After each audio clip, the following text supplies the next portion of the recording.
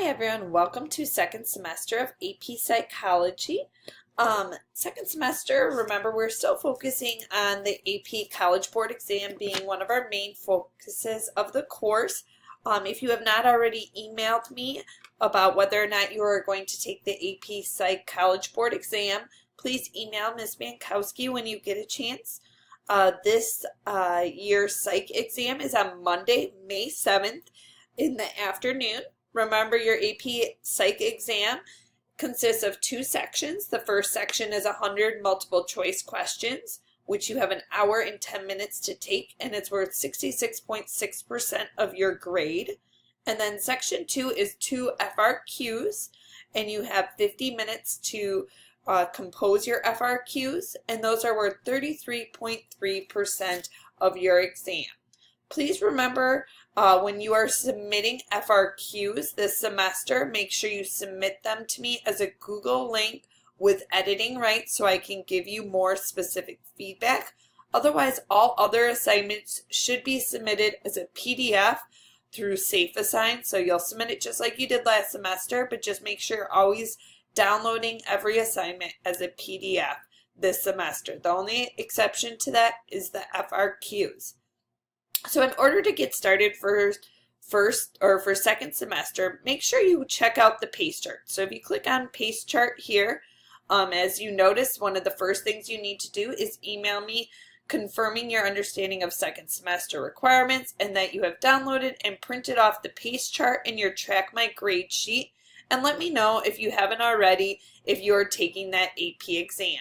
So we're meeting right away the first day from 10 to 11 for our E-session, and your first assignment this week is a discussion board assignment on applying motivational theories.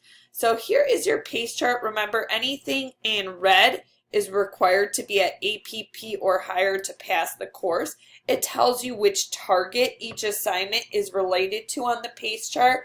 So T1 is writing, T2 is reading, T3 is content, and T4 is communication. So remember, the only grade that is not trend-based is T3. That's the only calculated grade. So make sure you go through the PACE chart and that you fully understand what you need to do for the semester, and make sure you don't have any questions. So once you get to week 14, if you notice it ends on May 4th, I have you taking what is called a comprehensive exam prior to the AP exam. So I have a practice one that you can take.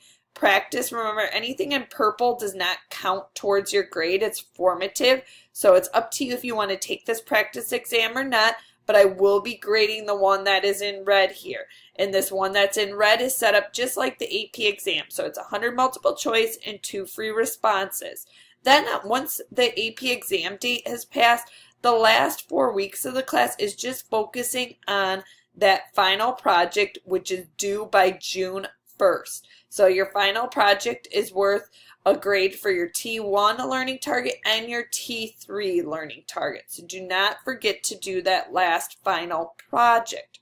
So as far as redos, you need to request a redo in email format by May 11th. So by the end of week 15, if you need to redo anything from the whole semester. So I recommend always working ahead on that final so that if you don't do so hot on it, you can always redo it. But the last day to request a redo is May 15th or May 11th, which is the end of week 15. And May 25th will be the last day I will accept any work from weeks 1 through 17. And then the final is due June 1st. So going back to Blackboard, underneath the Getting Started tab, it explains just how the course works again this semester. Underneath Live E-sessions is how you access our live sessions on Wednesday.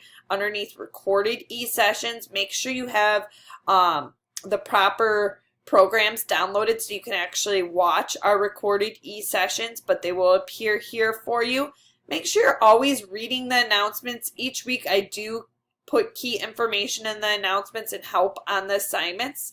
Underneath course information is where you can find the grading policies, my grading policies, and just information on academic honesty or proper ways to email your teacher. So keep in mind, if you're angry, don't just type that email out and hit send. Make sure that when you email, you spell check, you make sure that you explain to your teacher what week, what's the name of the assignment, and that you're calm when sending that email so that the teacher knows 100% what you're trying to communicate.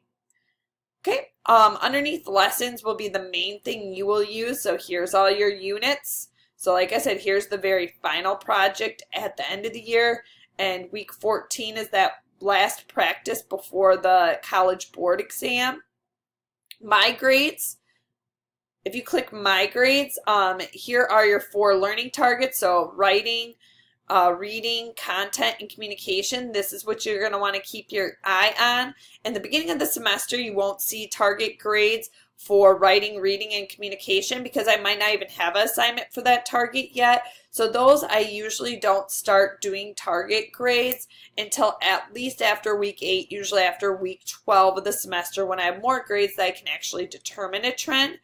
A lot of you failed to use this sheet last semester. It's called the Track My Grade sheet. If you open up this link, it helps you keep track of which assignments fall under T1. So you can write down your score for each of these assignments. So then you already know kind of where you're trending for each of your targets. So I recommend printing off this sheet so you know that you've done all the required assignments for each target and you kind of know where you're at. So once again, T3 is calculated, and then you kind of can judge where you're going to end up in the class. So if you got advanced in all 4 targets, you'll end up with an A. If you got proof in all 4 targets, you'll end up with a B. So you'll use this grid then to help you determine your grade. So that is found underneath the Track My Grade. Some students too complained that the website wasn't working so they couldn't access the textbook. Remember, I have a PDF version of the textbook too. So make sure you're utilizing these tabs here on the side. If you ever have any questions, always feel free to contact me. My information is found under staff information, so you have access to my phone number and email if you need to contact me if you have any questions. Thank you and good luck with second semester.